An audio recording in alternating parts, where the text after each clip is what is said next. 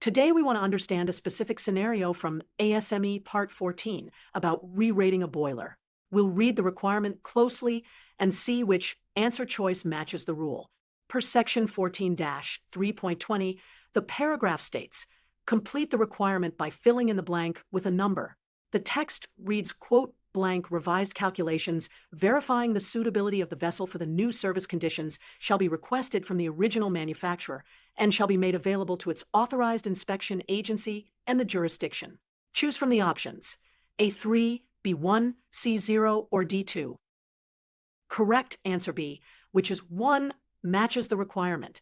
Part 14 covers repairs and alterations. So this rubric says that the request must ask for one set of revised calculations from the original manufacturer to prove the vessel can handle the new service conditions and that the paperwork reaches the inspection agency and the jurisdiction.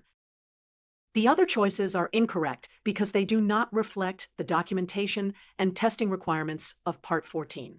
Choice A with 3, Choice C with 0, and Choice D with 2 do not match the classification or the mandated record keeping for repairs and alterations, so they fail to meet the standard described in the rule.